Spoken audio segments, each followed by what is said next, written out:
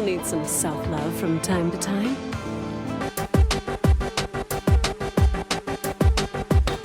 What was that? Cut into your bald head after a pair of boobs? Probably not advisable, Coop. Is id Software's Rage 2 better than 2025's Borderlands 4? If you're a Borderlands fan and you've rage clicked on this, be safe in the knowledge that Borderlands 3 and 4 to a certain extent make up for at least a third of my channel views. I'm a big fan of the local co-op and that single player. Borderlands 2 and 3 have featured on my channel extensively. I'm recording this video right at the end of 2025 and we just had the awards, and Borderlands 4 did not exactly get screamed about. Borderlands 3 as a single player experience is high level. The same goes for 2 and 1 and all of the DLC around 2, which is important. What's also important is we're going to be looking at Rage 2 on Ultra on PC. I feel this is fair due to the game's age. Yeah, it's 6 years old.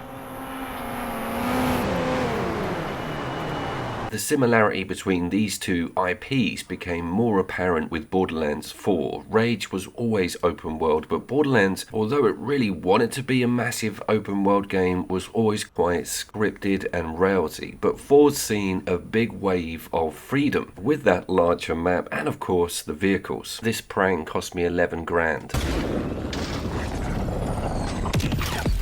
Rage 2, a little bit like Borderlands, gives you a standard mainstay vehicle that you can upgrade, but it does drop in the idea of finding and collecting enemy vehicles in and around the map. That's a big incentive. Some of them are amazing. Borderlands 4 does offer variety on its vehicles, but they're unlocked, and you have quick spawn in button on the pad, which is something Rage 2 cannot boast.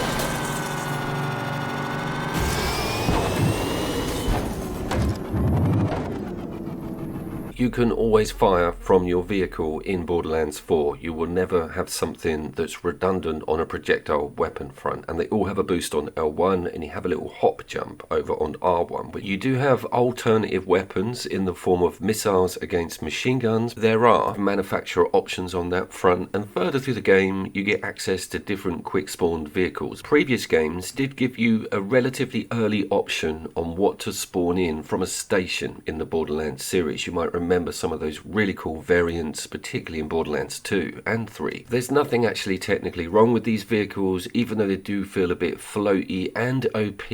I do also want to mention this entire video is recorded in performance mode on Borderlands 4. That is an option for single player because the quality mode, don't even get me started on the split screen, is not up to par as far as I'm concerned. That might be a base level PlayStation 5 thing.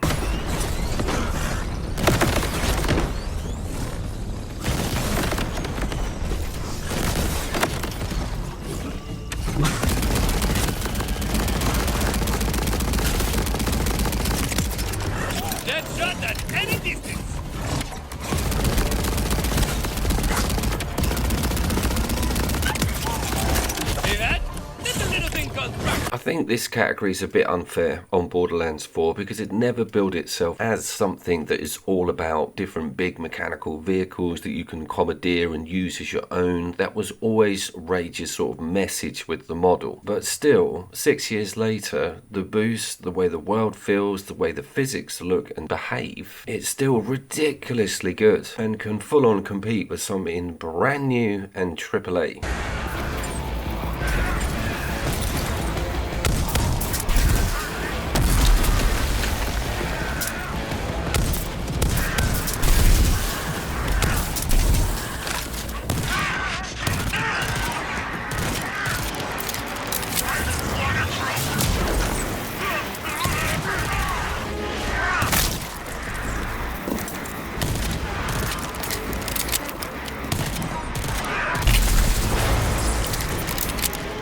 Okay, we need to talk about the combat, the gunplay, the most meatiest of the categories. Again, this one went through a bit of metamorphosis with Borderlands because it didn't sport a dodge button. Now, dodging works surprisingly well for me in first-person shooters. I enjoyed it in Cyberpunk. I didn't realise how ahead of the game Rage 2 was with including one. Parry also works really well in first-person games. Please see my Dark Ages review.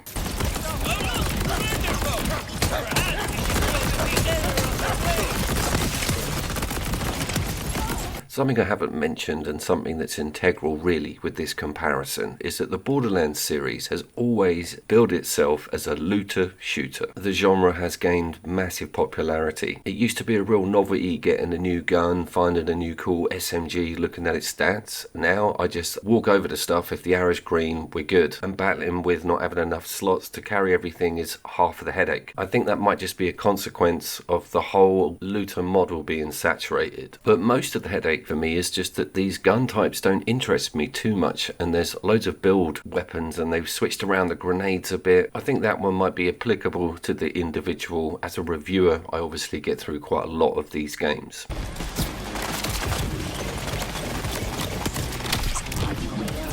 Gunplay in Rage 2, sweet effing Jesus. Have a look at these animations on the enemies. Remember, this is going to be 7 years old soon.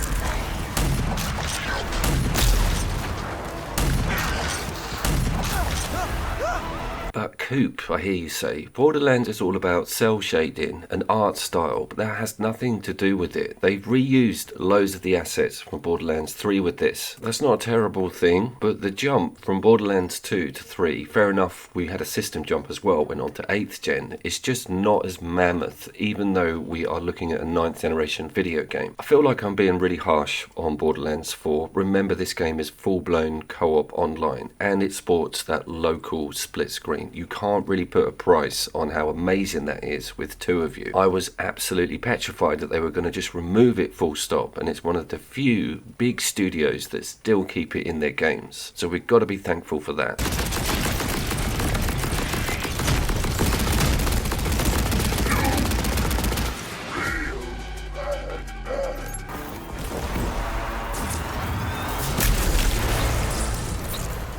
Sticking on that weapon thing and the looter shooter comparison, Rage 2 obviously doesn't drop a damn thing. You never really find a new weapon unless it's in one of the arcs. There are few and far between. I think there's only 6 in the entire game. It totally strips away the task of going through menus, looking at numbers and working out an optimum build. You just upgrade what you're carrying. When you go back to a system like this, it feels really alien and strange, but once you're into it and concentrating on the task in hand, not looking everywhere for shiny objects or things you should be picking up, it frees up the old noggin to just get involved in that fighting.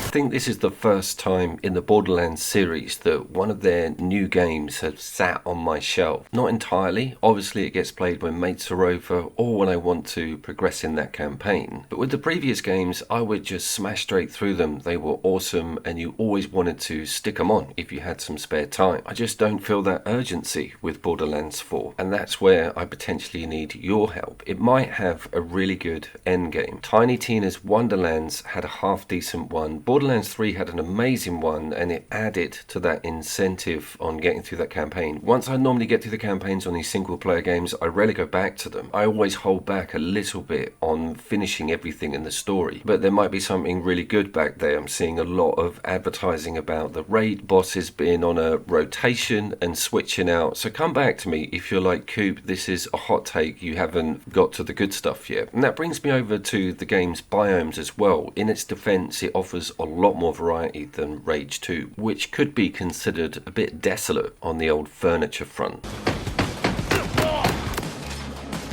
Take it cover like the genius I am!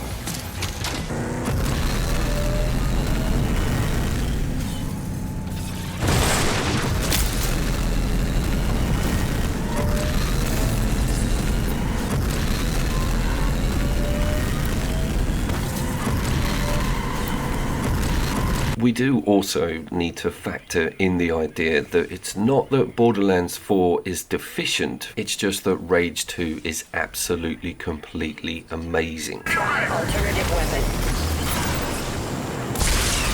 Weak spot exposed. talking about Doom, Dark Ages earlier, and id Software. Of course, Avalanche has had some terrible things happen to it. Seeing Rage 3 in 9th generation, a true build, is just something that I have been wishing for a long time. But seeing this PC Ultra 60 FPS, it does feel like a remaster for me against that 8th generation version. Ammunition low.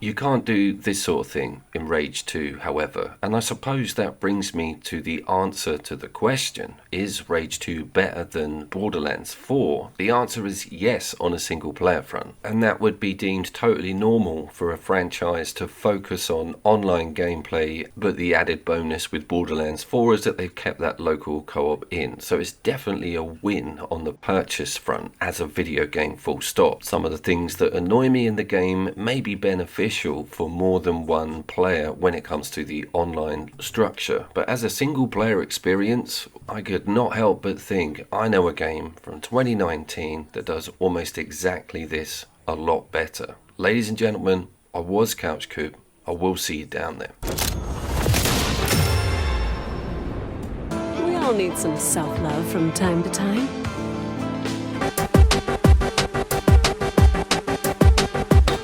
What was that?